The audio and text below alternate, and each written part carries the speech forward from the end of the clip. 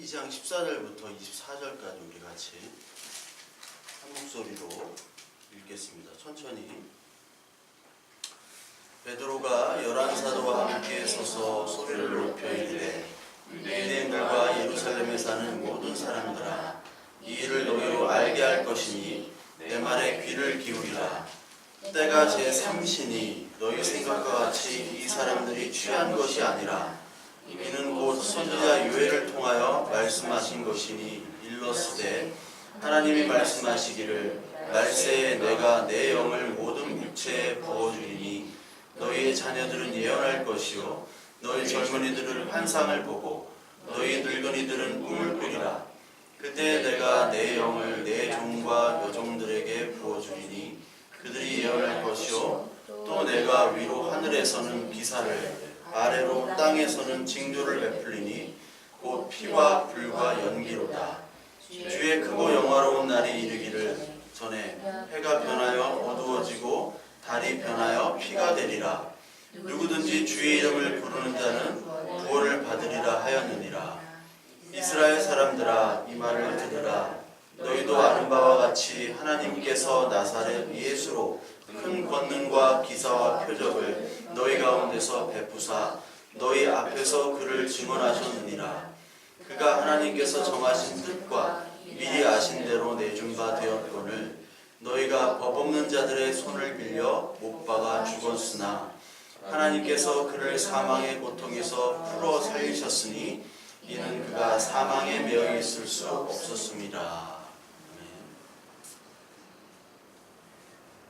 지난 시간에 성령 오순절 성령 방언 그 사건을 우리가 봤습니다. 오순절 성령의 임하심, 그 임하심은 어떤 언약의 성취라고 말씀을 드렸죠. 그래서 우리가 흔히 예수 그리스도를 우리가 알고 믿는 것이 성령으로 인해서 이렇게 된 것이잖아요. 그런데 우리는 이 성령이란 그 단어와 또 여기 나오는 방언이란 이 단어를 통해서 좀 왜곡되고 오해되는 그런 현상들을 우리는 많이 좀 겪었던 것 같아요. 그래서 우리가 이게 신앙생활을 한다고 할 때 우리는 하나님의 말씀보다는 어떤 현상에 사실 주목할 때가 굉장히 많습니다. 오늘 여기 사도행전 2장에 나오는 성령 강림, 그리고 성령 강림할 때 이 사람들이 방언이라고 얘기를 했죠. 방언. 근데 제가 오늘도 분명히 말씀을 드리지만 방언은 여러분들이 그 생각하고 들었던 그 방언이 아니라 뭐라고 그랬죠? 언어라고 분명히 얘기를 드렸습니다. 언어. 그러니까 언어가 임한 거예요. 언어가. 그러니까 여러분들 우리는 이게 한국말로 지금 소통을 하지만 갑자기 우리가 다른 말을 하게 된다. 우리는 언어를 이제 배워서 이렇게 하잖아요. 지식으로. 그런데 여기 나오는 이 120명이 기도하다가 갑자기 방언을 받은 것은 다른 나라 말을 할 수가 없었던 사람들이잖아요. 근데 갑자기 다른 나라 말을 하는 거예요. 우리가 지금 우리가 흔히 얘기하는 방언은 알아듣지 못하는 방언을 하잖아요. 다른 사람이 알아들을 수 없습니다. 근데 여기서 나오는 이 방언은 우리가 사도행전 2장 9절부터 나오는데 바데인, 메데인, 부르기아, 밤빌리아, 그리고 이 로마에 지배했던 모든 그 각 지역의 사람들이 여기에 흩어져서 왔다라는 거예요. 흩어져 있던 유대인들이, 그 디아스포라 되어 있던 유대인들이 지금 예루살렘에 와 있기 때문에 이 사람들이 원래 유대인이지만 이 사람들은 원래 태어난 곳이 전 세계 지역이에요. 그래서 지난주에도 말씀을 드렸지만 쉽게 생각하면은 제일교포, 재미교포, 러시아 교포.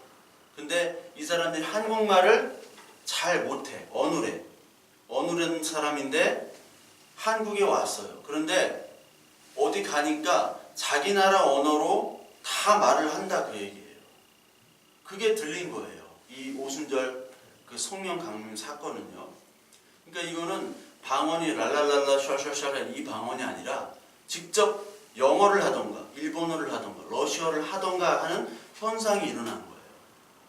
그러면 이 사람들이 무슨 얘기를 했는가는 안 나오죠. 여기 성경에. 무슨 얘기를 했는가는 안 나와요. 그래서 이 사람들이 이 언어를 얘기할 때 우리 2장 11절 한번 볼까요? 11절 2장 11절 2장 11절 그레데인과 아라비아인들이라 우리가 다 우리의 각 언어로 하나님의 큰 일을 말함을 듣는다 하고 이 사람들이 하나님의 큰 일을 말했다는 거예요. 그리고 다 놀라며 당황하여 서로 이르되 이 어찌된 일이냐 하며 또 어떤 이들은 조롱하여 이르되 그들이 새 술에 취하였다 하더라. 이 언어를 얘기하는 사람들은 언어를 배우지를 않았어요. 근데 각 세계의 언어로 얘기를 하니까 이 사람들은 놀라며 당황했죠. 그런데 다른 사람들은 어떻게 얘기했냐면 조롱하여 이르되 술 취했구나. 저 사람들이 술 취해가지고 술 주정을 하는구나. 여러분 술 주정 해보신 적 있으세요? 네.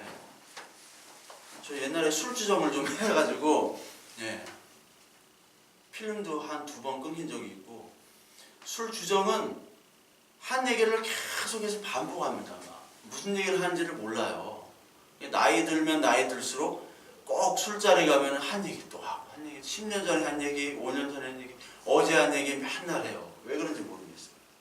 그런데 술 주정은 이 조롱하여 한 얘기 사람들이 조롱한 얘기는 술 주정처럼 그 의미를 알지 못하고 왜냐하면 다른 나라 언어를 얘기했기 때문에 그리고 유대인의 얘기로 얘기를 해도 그게 술 주정처럼 들리는 거예요.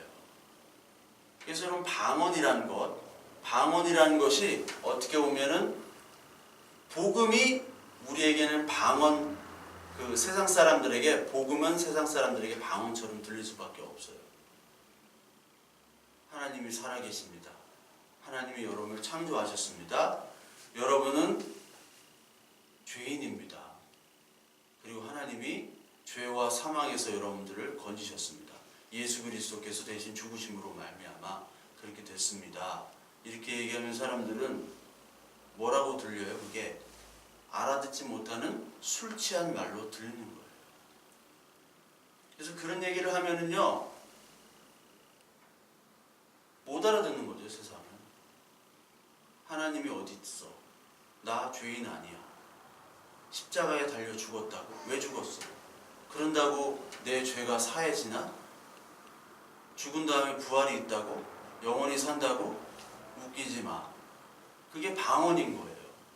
우리가 방언을 들으면은 지금 시대의 방언을 들으면 못 알아듣잖아요. 러시아 말 하면 듣습니까? 못 알아들어요. 영어 하면 듣습니까? 헬로 이런 거밖에 모르잖아요. 우리는 못 알아듣는단 말이에요. 그런 것처럼 복음을 못 알아듣는 언어를 알아듣는 언어로 말밀게 해준 게 이게 오순절 성령 강림이에요. 막 샬랄샬랄 하는 게 아니라. 그래서 이 방언은 언제 오순절날 일어났다고 얘기를 했고 오순절의 의미를 지난주에 설명을 드렸죠. 그리고 동시에 이 오순절, 이 성령 강림 사건이 어떤 의미인지 언약의 성취라고 그랬잖아요. 구약부터 이루어진 언약의 성취고 성령은 뭐를 한다고 그랬어요? 성령의 일은 예수 그리스도의 일과 똑같다고 그랬잖아요. 성령이 일을 하는 것과 예수 그리스도의 일은 같다고 그랬잖아요. 그래서 이 베드로가 지금 술 취했다고 이렇게 얘기하는 사람들이 조롱해가지고 베드로가 설명을 하는 겁니다. 술 취한 게 아니야. 우리가 지금 이야기를 하는 것은 바로 이거야 라고 설명을 하는 거예요. 이 방언에 대해서. 그래서 여기 14절 보면 유대인과 예루살렘에 사는 모든 사람들아 이 일을 너희로 알게 할 것이니 내 말에 귀를 기울이라. 베드로가 이렇게 얘기해요. 그러면서 15절부터 쭉 얘기하는데 16절부터 어떤 선지자 얘기가 나옵니까? 요엘이라는 선지자 이름이 나오죠. 요엘. 그러니까 요엘서 2장 28절 이하의 그 내용들을 지금 베드로는 얘기하고 있어요. 이 요엘서 2장 28절의 성취를 얘기해요. 2장 28절의 성취. 요엘서를 찾아볼 필요는 없고 오늘 베드로 사도행전 2장 17절부터 나오죠. 하나님이 말씀하시기를 말세에 내가 내 영을 모든 육체에 부어주리니 너희 자녀들은 예언할 것이요 너희 젊은이는 환상을 보고 너희 늙은이들은 꿈을 꾸리라. 이거 많이 우리 찬양으로 했죠. 무슨 말인지 모르고 우리 찬양했죠. 예언할 것이요 꿈을 꿀 것이요 환상을 보고 늙은이들도 꿈을 가져라. 소년들도 환상을 봐라. 예언할 것이다. 모든 육체에게 뭘 부어주겠다. 무슨 얘기인지 모르겠지만 하여튼 비전, 꿈, 환상해가지고 우리가 많이 설교를 들었잖아요. Boys be ambitious. 근데 그런 내용이 아닌 거죠. 요셉이 꿈을 꿨습니다. 그렇죠. 요셉이 어떤 꿈을 꿨어요? 요셉이 곡식단이 형제들의 곡식단이 내 단에 절을 난 꿈을 꾸죠. 절을 난 꿈을 꿉니다. 그리고 해와 달, 별들이 나한테 절을 하는 꿈을 꿔요. 그 형들의 것들. 그러니까 내가 나중에 형들로부터 섬김을 받는 내가 우두머리가 되겠구나 라고 생각할 수가 있죠. 그런데 그 꿈은 어떤 꿈이에요? 요셉은 어떤 인물입니까? 요셉. 이게 수요일날 설교한 거라 좀 반복이 되지만 수요일날 여기 한 분도 안 계셨기 때문에 요셉은 왜 이집트로 끌려갔죠? 이집트로 끌려간 건 아세요? 이집트로 끌려갔잖아요. 끌려가서 왜 끌려갔다고 그랬어요? 요셉이 자기의 종족들을 미리 구원하기 위해서 가뭄으로 자기 고향 사람들이 가뭄에 시달려 있잖아요. 자기 가족들이 미리 끌려간 거예요. 미리 노예로. 근데 요셉의 아버지가 누구예요? 요셉의 아버지가 아브라함 이렇게 다윗 이런 거 나오면 안 됩니다. 요셉의 아버지는 누구예요? 요셉의 아버지 야곱이잖아요. 야곱. 다 아는데 얘기 안 하는 거죠. 주한이 아빠한테 물어봐요. 주한이 아빠. 야곱이 요셉이 어떻게 죽었는 줄 알았잖아요. 요셉이 대신 돈을 받고 팔려갔잖아요. 그리고 죽은 줄 알았잖아요. 그런데 요셉이 결국 총리가 돼가지고 구한단 말이에요. 그러니까 자기의 희생으로 말미암아 가족들을 구원한 거예요. 이스라엘을. 요셉의 아버지는 야곱, 이스라엘이죠. 이스라엘이 지금 국가 이름이 원래 야곱이란 말이에요. 야곱. 이스라엘은 뭐예요? 교회잖아요. 이게 교회. 교회를 의미하잖아요. 24장로를 의미하고요. 이 요셉이 이스라엘을 구하기 위해서 자신을 희생한 거예요. 누구예요? 예수 그리스도란 말이에요. 예수 그리스도.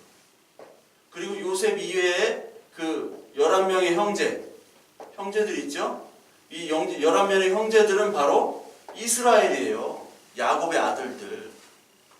그 지파가 형성됐잖아요.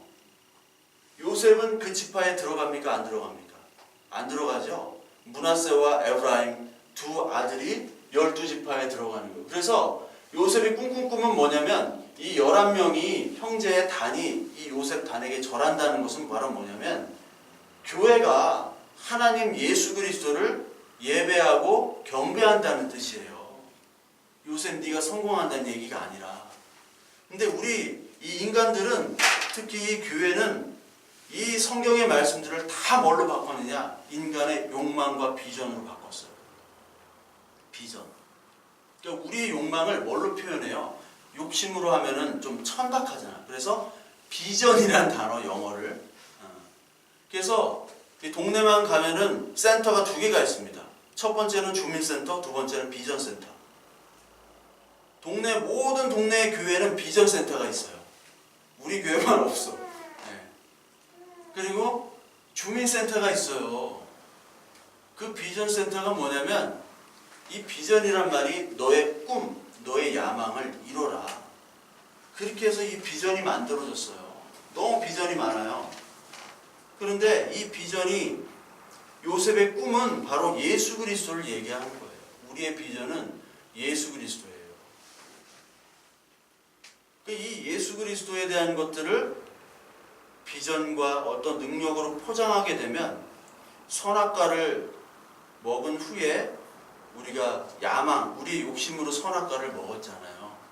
먹은 후에 죄가 우리에게 임했는데 예수 그리스도께서 우리의 죄를 사해 주셨는데 그 예수 그리스도를 다시 선악과 먹기 전에 그 죄악된 상태로 만들어버리는 거예요. 우리가 얘기하는 비전, 야망들을. 그래서 예수님의 이름으로 우리의 사업, 우리의 학업, 우리의 가정생활, 우리의 자녀 교육 이런 것들을 얼마나 많이 지금 부르짖고 있습니까? 새벽부터 부르짖고 있잖아요. 새벽부터. 금요 철야, 새벽기도, 주일 이거는 기도가 아니라 기도는 하나님과 통하는 겁니다. 하나님과 대화하는 거잖아요. 하나님의 뜻은 무엇인지 그리고 나는 하나님께 무엇을 구해야 되는지. 그런데 이게 새벽부터 뭘 하는 거예요? 농성을 하는 거예요. 농성 수준이에요. 이건 농성 수준. 어떤 분이 그랬다잖아요. 막 이렇게. 이게 뭡니까? 10억에 팔리게 해달라고. 10억에. 네. 이게 농성 수준이 돼버리는 거예요. 금식이 단식이 돼버리고. 그러니까 하나님의 뜻과 전혀 관계없이 우리는 우리 멋대로 이 말씀들을 가지고 막 포장을 해서 하나님을 얘기합니다. 그러니까 여기서 말하는 예언과 꿈, 성경에 나오는 환상 이런 것들은 다 누구를 가리키냐면 예수 그리스도에 대한 예언, 환상, 꿈이에요. 너희들이 구약 때까지 그리고 예수 그리스도를 따랐지만 베드로도 예수 그리스도를 따라다녔지만 예수님이 어떤 분인지도 모르고 왜 오셨는지도 모르고 내가 지금 왜 또 따라다녔는지도 모르는 상태였어요. 베드로가. 그러다가 예수님이 죽으셨네. 죽으시니까 내 인생이 다 깨진 거예요. 그렇잖아요. 베드로는 뭐만 붙잡고 다녔어요? 예수님만 붙잡고 다니면 내가 좀 성공하겠다. 내가 좀 한 자리 차지하겠다 했는데 예수님이 죽으시니까 이제 그 물거품, 그 자기의 꿈이 산산조각이 난 거예요. 그래서 사실 아무 희망이 없이 물고기 잡으러 간 거예요. 베드로는. 그랬던 베드로가 이제 이 성령을 통해서 내가 왜 예수 그리스도를 쫓아다녔고 예수님이 왜 나를 제자로 택해 주셨으며 예수님이 구약에서 말한 그 모든 예언과 선지와 꿈의 실체임을 이 베드로는 보게 되는 거예요. 그러니까 여기 꿈, 예언, 그리고 환상 이것들은 다 예수 그리스도를 얘기한다라고 지금 베드로가 말을 하고 있습니다. 그래서 구약의 모든 선지자들은 다 예수 그리스도를 얘기하면서 동시에 우리에게 심판과 회복을 얘기해요. 여러분들 선지서들을 쭉 읽어보시면 맨 심판밖에 없습니다. 심판한다, 심판한다. 근데 심판만 그치는 게 아니에요. 회복이 있어요. 우리는 죄된 존재이기 때문에 하나님으로부터 말씀에 의해서 심판을 받아야 됩니다. 말씀이 우리에게 들어오면 나는 심판받을 수 없는 존재구나. 나는 죄인이구나. 라고 깨닫게 되어져요. 그와 동시에 우리에게 회복과 은혜와 감사가 같이 들어오게 되어 있습니다.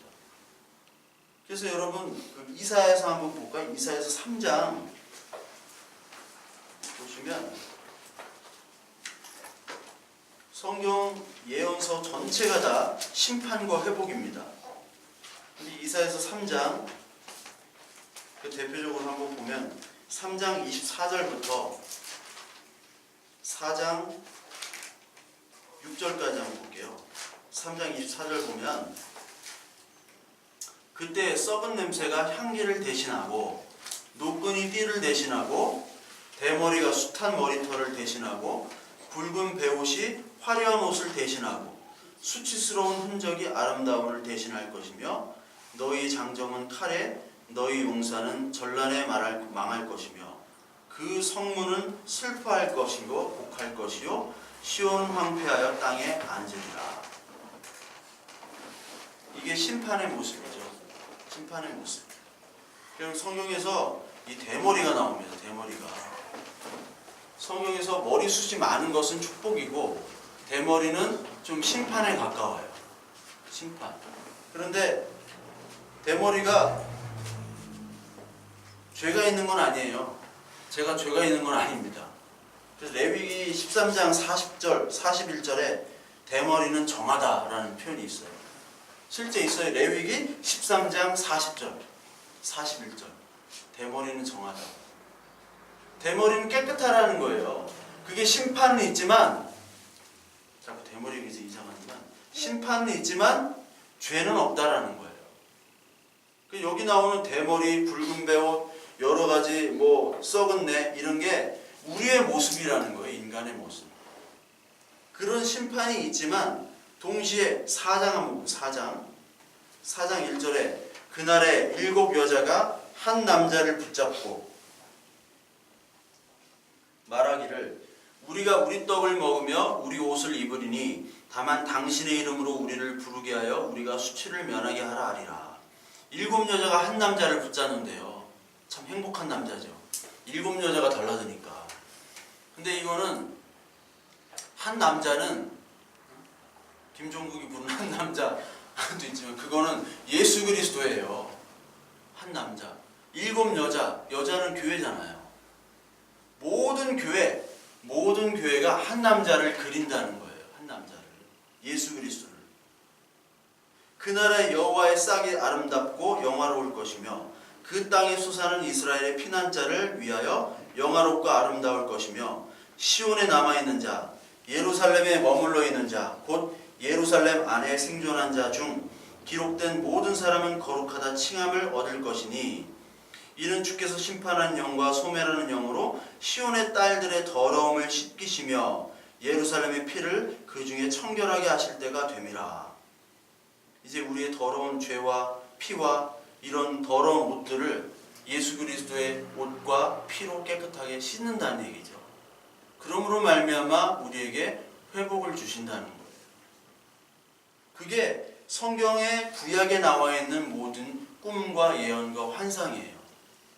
그러니까 꿈과 예언과 환상에서 여기 보세요. 요엘서 우리 사도행전 2장으로 다시 넘어가면요.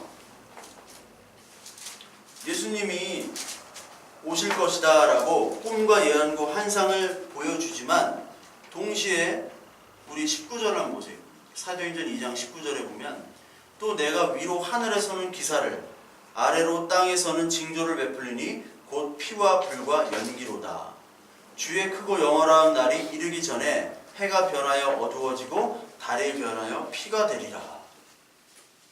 영화로운 하나님의 나라가 오기 전에 이제 이 세상에 피와 불과 연기로 말미암아 심판이 이른다는 거예요. 요엘서에. 그러니까 반드시 하나님의 영화가 이루어지기 전에 하나님 나라가 오기 전에 뭐가 있어야 돼요? 심판. 심판이 반드시 이루어져야 된다는 얘기죠. 이게 예수 그리스도께서도 하신 말씀 중에 계속 나와요. 예수님께서 마가복음 13장 24절 그리고 마태복음 24장 이것들이 다 종말의 모습인데 그때 심판을 계속 얘기하시죠. 심판을 얘기하시면서 왜 얘기하시겠어요? 너희들이 심판이 있어야지 너희들이 회복이 있다는 거예요. 우리가 정말 예수 그리스도를 믿는다? 무슨 예수를 믿는다는 거죠? 우리가 어떤 예수를? 우리를 회복시켜 주시고 우리의 죄에서 완전히 우리 죄를 사하게 해주시는 그 영원한 영생의 하나님 예수 그리스도를 우리가 믿는 것인데 그 전에 말씀이 우리 안에 들어왔을 때 우리 안에 더러운 것들이 심판을 받아야 된다는 그 전제 조건이 있어야 된다는 심판이. 그때 이제 하나님의 나라의 온전한 통치가 그 후에 이루어진다는 거죠. 그 후에. 그래서 하나님의 나라가 온전하게 이루어지면 우리는 하나님과 함께 온전한 소통을 하는 자가 됐죠. 그래서 이사야서 11장에 보시면요, 11장 1절에 보면 이새의 줄기에서 한 싹이 나며 그 뿌리에서 한 가지가 나서 결실할 것이요 그 위에 여호와의 영 곧 지혜와 총명의 영이요 모략과 재능의 영이요 지식과 여호와를 경외하는 영이 강림하시리니. 이게 바로 성령이죠. 이사야서 11장에서도 이 성령의 영을 강림함으로 말미암아 여호와를 경외하고 그로 말미암아 이제 온전한 하나님의 나라가 된다라고 해가지고 11장 6절에 그때 이리가 어린 양과 함께 살며 표범이 어린 염소와 함께 누우며 송아지와 어린 사자와 살찐 짐승이 함께 있어 어린아이에게 끌리며 암소와 곰이 함께 먹으며 그것의 새끼가 함께 엎드리며 사자가 소처럼 풀을 뜯을 것이며 젖 먹는 아이가 독사의 구멍에서 장난하며 젖된 어린아이가 독사의 굴에 손을 넣을 것이라. 내 거룩한 산 모든 곳에서 해됨도 없고 상함도 없을 것이니 이는 물이 바다 덮음같이 여호와를 아는 지식이 세상에 충만할 것임이니라. 이 11장 6절부터 9절은 우리의 죄들이 다 사해지고 회복된 후에 하나님의 나라의 모습을 보여주는 거예요. 하나님의 나라가 뭐가 되냐면 동물원이 돼버리는 거예요. 동물원. 서로 잡아먹지 않는 동물원. 지금은 서로 잡아먹습니다. 왜 잡아먹어요? 우리 인간 때문에 그래요. 인간 때문에. 하나님의 나라는, 우리가 생각하는 하나님의 나라는 흔히 막 빌딩이 있고 막 보석으로 바뀌고 금으로 바뀌는 그런 하나님의 나라가 아니에요. 그런 하나님의 나라가 아니라 온전한 화평의 하나님의 나라. 사자와 호랑이가 있으면 도망가야 되잖아요. 왜? 우리를 잡아먹으니까. 근데 하나님의 나라는 온전한 화평의 이 샬롬의 나라예요. 어린아이가 뱀과 함께 같이 장난을 하고요.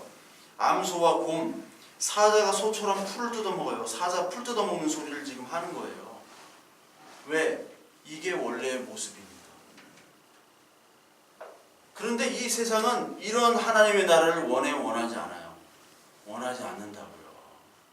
하나님의 나라는 지금 유대인들이 왜 지금 막 예루살렘에다가 미국이 대사관을 옮기고 유대인들이 전쟁을 통한 하나님의 나라를 원하는 거예요. 유대인들은 전쟁.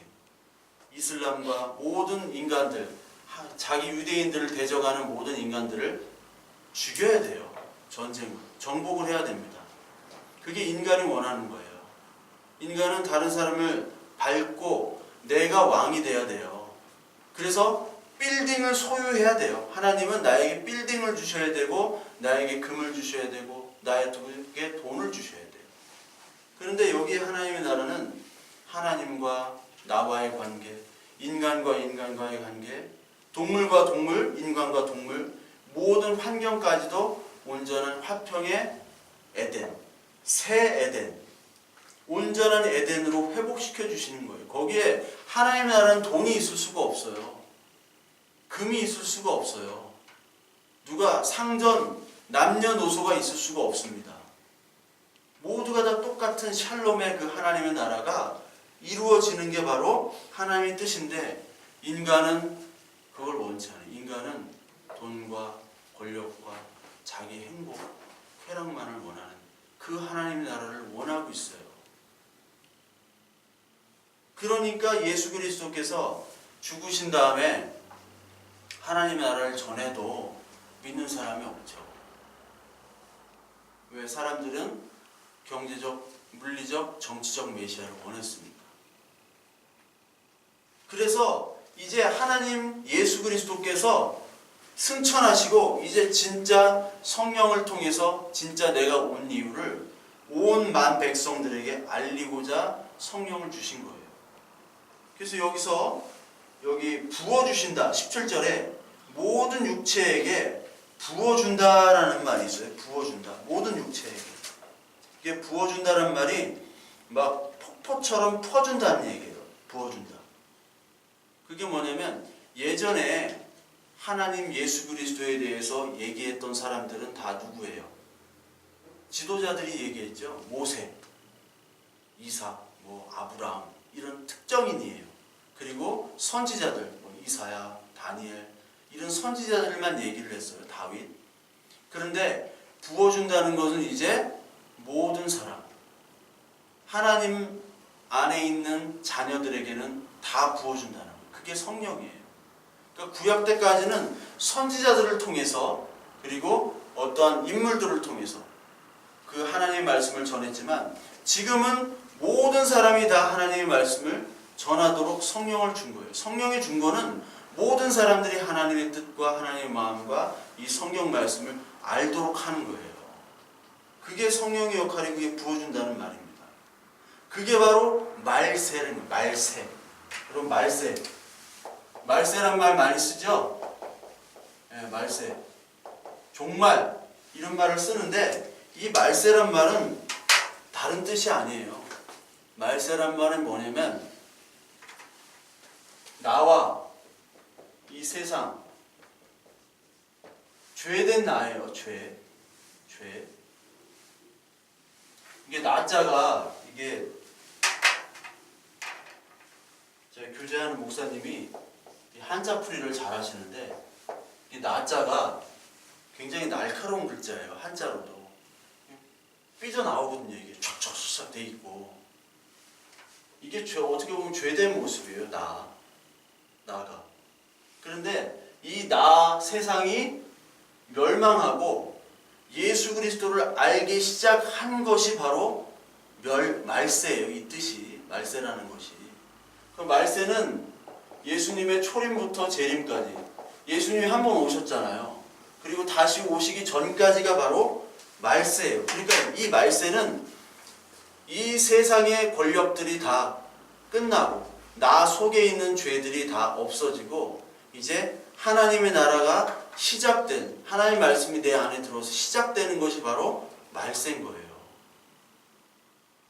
그래서 이 말세 때는 주의 이름을 부르는 자는 누구든지 구원을 받는다고 얘기를 합니다. 주의 이름. 이 주의 이름을 부른다는 것이 주여 주여 외친다고 되는 것이 아니라 이름을 부른다는 건 뭐예요?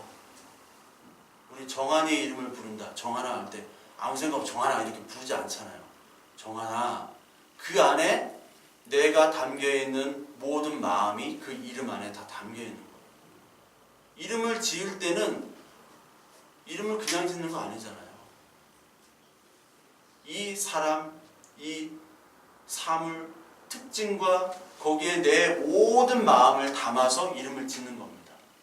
그러니까 주의 이름을 부른다는 것은 주님을 안다는 거예요. 이름만 부르는 게 아니에요. 그 부르는 자만이 구원을 얻는다. 이게 베드로전서 3장 1절부터 13절에 나와 있는 내용이에요. 3장 1절부터 13절.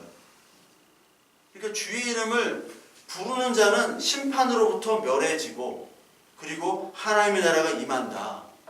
이거를 내가 지금 여러 나라 언어로 많은 사람들이 지금 말하고 있는 거야. 그리고 동시에 22절부터 24절까지는 죽으심, 사망과 부활에 대해서 얘기를 하고 있어요. 사망에서 죽으셨다가 부활하셨다. 즉 오늘 오순절 강림 때 많은 사람들이 다른 언어로 얘기한 것은 죄와 사망과 심판과 그리고 이것들을 다 예수 그리스도께서 죽으심으로 해결하고 부활하셨다. 이것들을 온 나라 언어로 선포를 하는 거예요. 이게 아니라 막 눈 뒤집어지고. 근데 아직까지도 이 교회는 이 오순절 방언을 이거는 줄 알고 있어요. 이게 아니라 언어로 똑바로 얘기했다니까. 언어로 sin, death, salvation 막 이런 언어로 영어라고 치면 이거를 정확한 언어로 얘기한 것이 바로 오순절 방언 사건이에요. 이 생명, 진짜 생명이 어디에 있느냐? 우리는 다 죽잖아요. 유명한 철학자가 이게 이런 얘기 저런 얘기 좋은 얘기는 다 하지만 죽음에 대해서는 얘기를 못해요. 그렇잖아요. 죽음은 인간이 해결할 수 없습니다. 근데 죽음의 반대인 생명이 바로 예수 그리스도가 죽었다가 다시 살아나셨다. 즉 예수라는 사람이 우리의 메시아고 구원자고 바로 우리가 기다렸던 그분이다라는 것을 얘기하는 거예요. 생명은 예수 그리스도 안에만 있는 거예요. 생명이. 그 생명은 예수만이 있고 우리는 예수 안에서만 생명이 있을 수밖에 없다라고 지금 선포를 하는 겁니다. 이 세상에서 다 우리는 한정된 존재잖아요. 물질도 한정이지만 생명도 우리는 한정된 존재입니다. 언제 죽을지 몰라요. 사형 선고를 이미 받았어요. 물질적으로 육체적으로도 받았지만 우리는 사회적으로도 생명이 아닌 사형 선고를 받은 사람들이 많아요. 이게 무슨 얘기냐면 직업이 없다 하면 여러분 세상에서 이미 사형 선고를 받은 거죠. 여러분 연예인, 정치인, 종교인 세 직장, 직업의 공통점이 뭔지 아세요? 연예인, 정치인, 종교인. 세 공통점은 인기와 사랑을 먹고 사는 사람이에요. 인기와 사랑. 대중들의 인기와 사랑을 먹고 사는 사람들이 연예인, 정치인, 그리고 종교인이에요. 연예인, 사랑 없으면요, 인기 없으면요, 바로 마약을 하든지 완전 이상해져 버려요. 정치인, 선거에 실패하잖아요? 그러면 아무것도 아니에요. 종교인, 목사님, 스님, 신부 똑같습니다. 은퇴하면요, 아무도 안 불러줘요. 폐인 됩니다, 폐인. 왜 그러냐? 주님의 사랑이 아니라 인간의 사랑을 바라기 때문에 그래요. 인간의 사랑. 인간의 사랑을 받으면요, 그때는 좋죠. 근데 그 사랑이 끊어지면 이 사람은 살 수가 없어요. 근데 인간의 사랑이 아니라 주님의 사랑이 무엇인지를 알려주는 분이 바로 성령이에요. 베드로 보세요, 베드로. 베드로가 여러분 제자로 따라다닐 때 정말 좋았죠. 진짜 내가 한 자리 해는구나. 근데 예수님이 죽은 후에 베드로는 인생의 절망을 느끼게 되죠. 그랬던 베드로가 갑자기 외국말을 하더니 그 말을 해설을 하는 거예요. 예수 그리스도에 대해서. 어떻게 그럴 수가 있었느냐? 성령으로 말미암아 됐다. 성령으로 말미암아. 베드로는 어부였기 때문에 그렇게 학문이 있질 않았습니다. 그런데 다른 나라 말을 할 수 있었어요. 이 방언 사건으로. 요때만 한 거예요. 요때만. 어떻게 됐느냐? 성령으로 가능했다라는 거죠. 여러분 언어를 다 공부해 보셨죠? 언어를 다 공부하셨잖아요.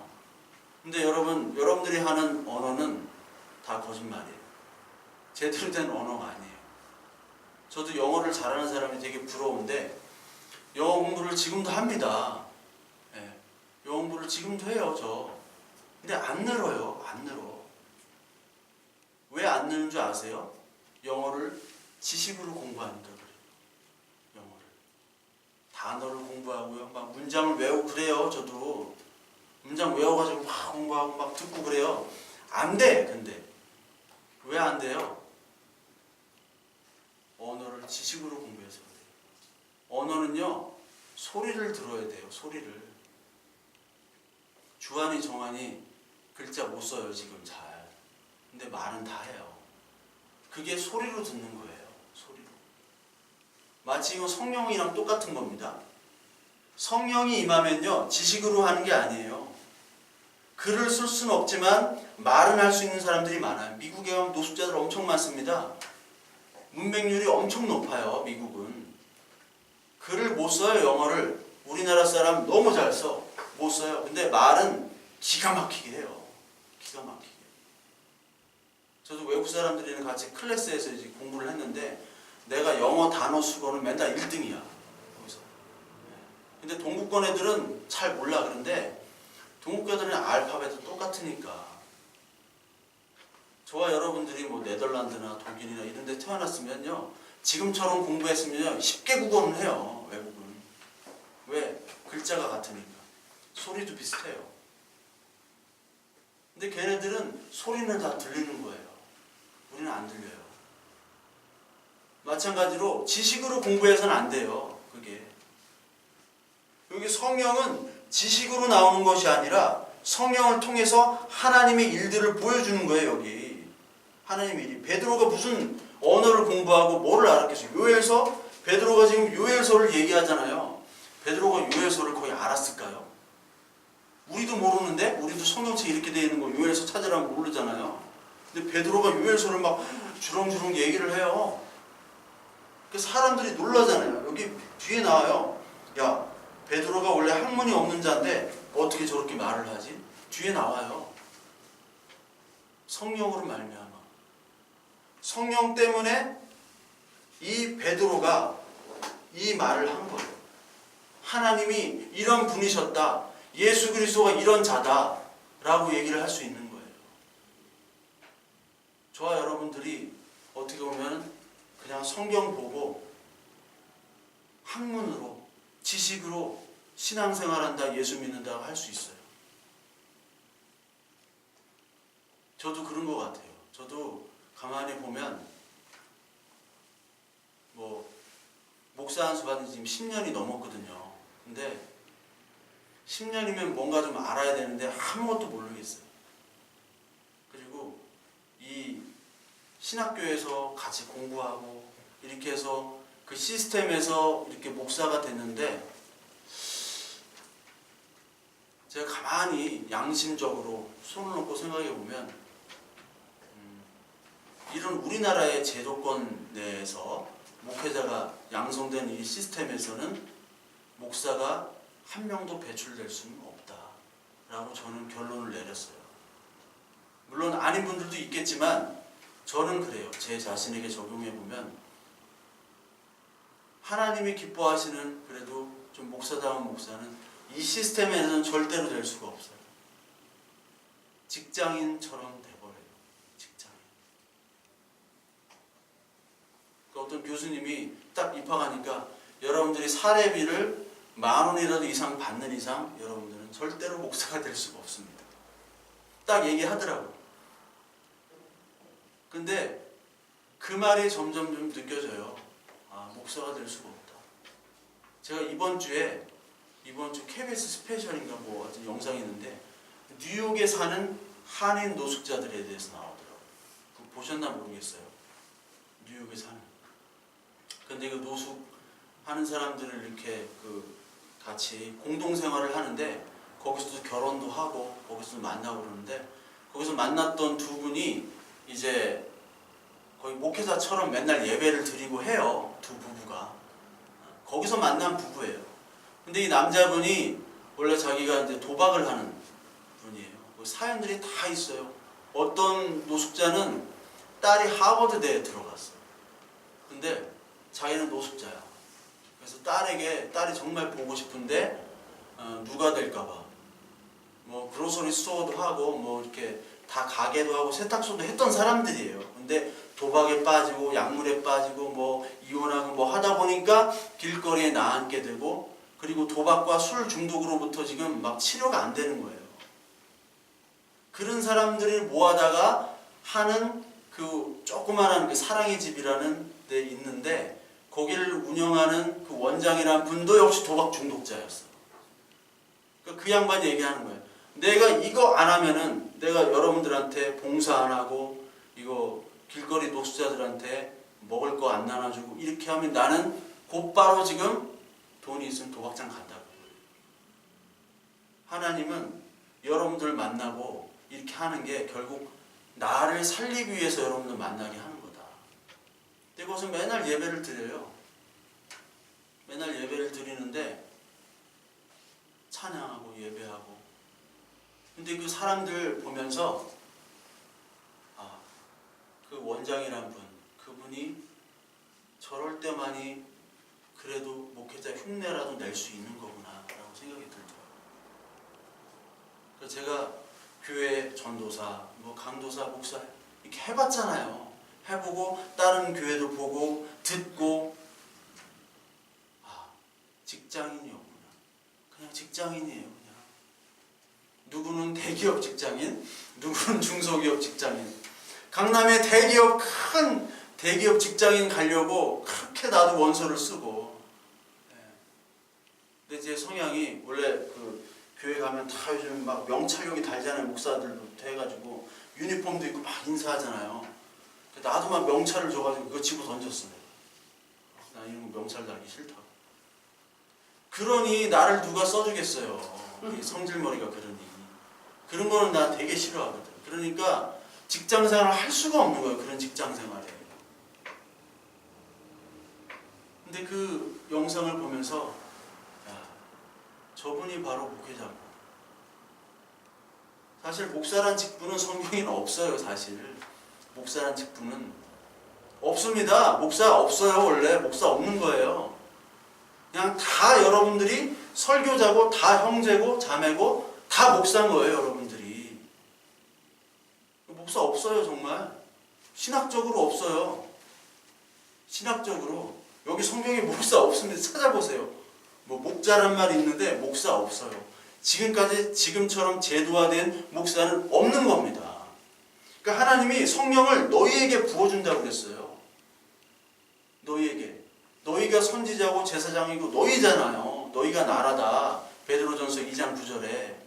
그러니까 너희가 목사 역할을 하고 너희에게 예언을 주는 거니까 물론 여러분들이 하고 있지만 또 풀타임으로 나는 하는 거고 그 차이밖에 없는 거예요.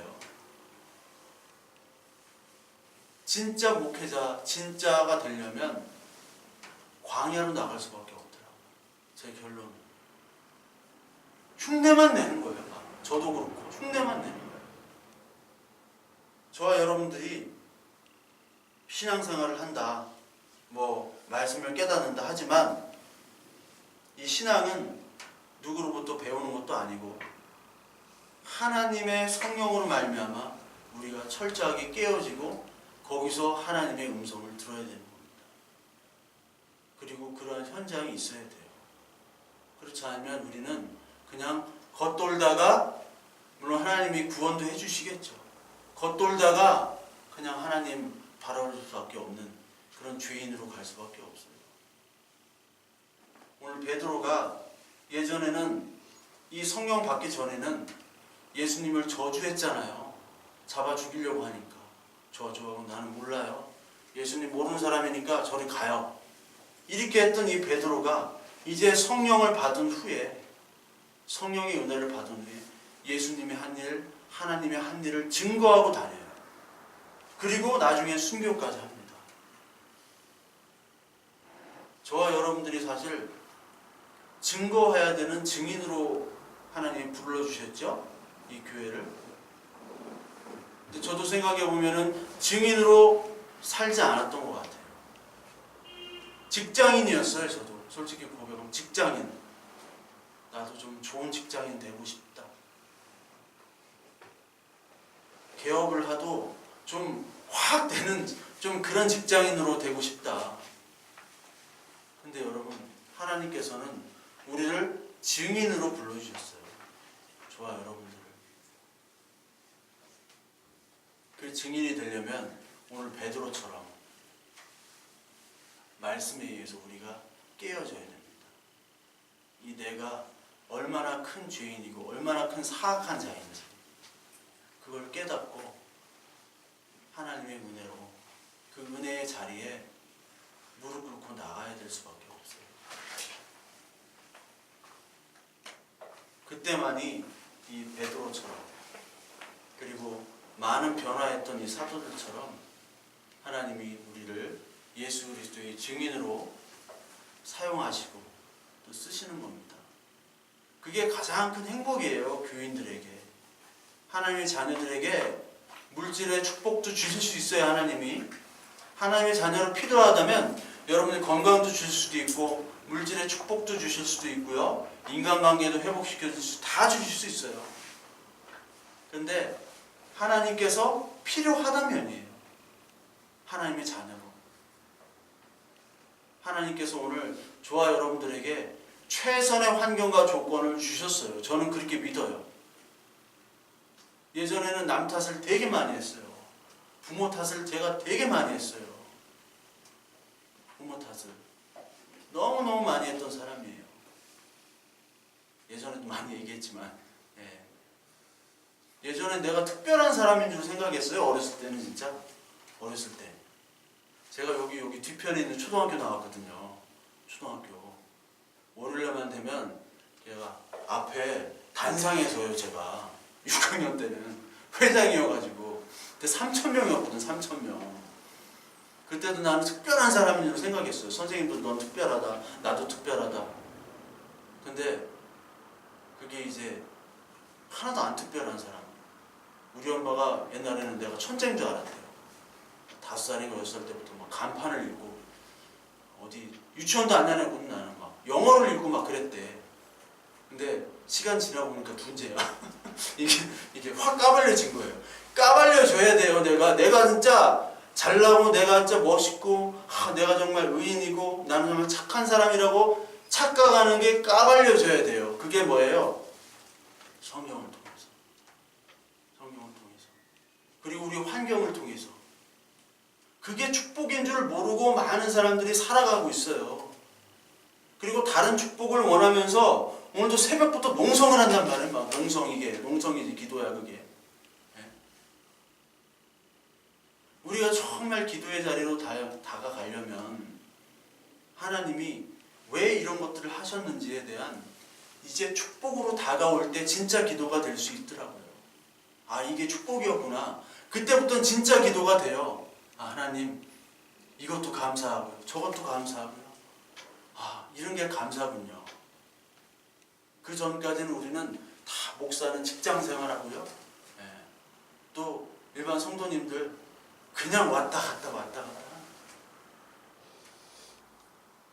저와 여러분들이 이 베드로가 성령으로 말미암아 변했던 것처럼 저와 여러분들께서 예수님이 성령을 주신다고 그랬잖아요. 성령을 주셨습니다. 우리에게. 아버지 주신 이 성령을 통해서 내가 더 하나님의 뜻과 그리고 예수 그리스도의 그 하신 일을 더욱더 알게 하여 주시고 나의 모든 환경과 조건도 감사할 수 있는 그 성령의 능력을 허락해 주세요. 저와 오늘 여러분들이 그런 기도로 오늘 하루 시작하고 하루를 마무리하고 그리고 그런 마음으로 늘 살아가시고 성령 받은 자로서 우리 살아가는 저와 여러분들 되시길 바랍니다.